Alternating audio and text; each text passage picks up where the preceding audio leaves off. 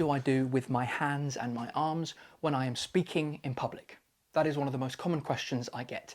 If you are asking yourself the same thing, or if you have ever asked yourself that, this video is for you. Hi, I'm James Westphal, an actor, a coach, and a creative development specialist. I help actors with their acting and audition technique, and I work with people across business, leadership, and public-facing roles connect, speak, and lead with impact. And I do all this by merging the craft and training of acting for theatre and acting for screen with leading and proven public speaking and communication techniques, all underpinned by cognitive, social, and performance psychology. So a slightly quicker video today, but nonetheless important, because one of the biggest questions I get is about what the hell do I do when I am standing or sitting and speaking to people. Either my arms or my hands don't work, or I feel like I should be doing something with them.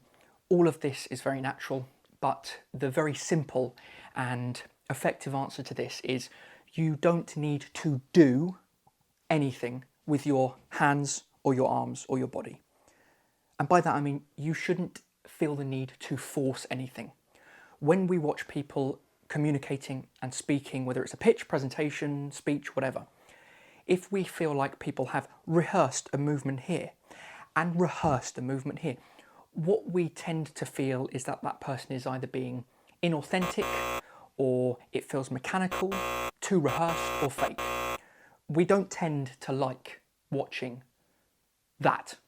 That also goes for when we're watching performances, acting, right? If we feel like someone has rehearsed how they're delivering their line or saying their line or moving, it doesn't feel like it's in the moment and present, and therefore we don't feel it's for us. We want to feel that a speech is for us. It's happening live, right? So it needs to have an element of live and spontaneity and unrehearsed. So what you want to do is you want to start, as ever, with anything I ever talk about, from a grounded place. Feet on the floor, knees relaxed, stomach relaxed, breathing into the diaphragm area, not up here, making sure the jaw's unclenched, shoulders unclenched. Grounded place, right? Not moving, fidgeting, grounded or anchored place. Then you need to think about, what am I saying? What's my connection to it? If you are connected to it, and by that I mean if you have strong opinions to it, if you feel passionate about what you're talking about, if you know what it is you're wanting to get from the people or the company or the directors that you're speaking to, it will be connected in some way. And then you will find one of two things happen. One is you will start to move, as I am doing at the moment, automatically. You're not thinking about it. Subconsciously, your body speaks. If you are aligned with what you're saying, if you know what you want to do or to say or to make someone think, if you feel connected to what you're saying, you will move automatically. You don't have to think about it. You don't have to worry about it. Or, number two, what will happen is everything will remain quite frozen, quite rigid, quite tense.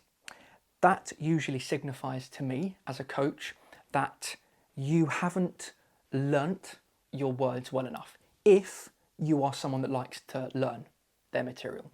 There's lots of different thoughts and opinions on that. I'll cover that in a different video. But if you've kind of learnt it, but you're still searching for the words or trying to remember what's next, you can't be in the moment and let the moment take you and let what you're saying take over. So therefore, your body's not going to connect with that. You're too busy thinking, okay, what's next? I must remember. That is the first thing. Or it might be that you're someone that doesn't learn their words, which is absolutely fine. You might just learn the journey or the bullet points you want to cover.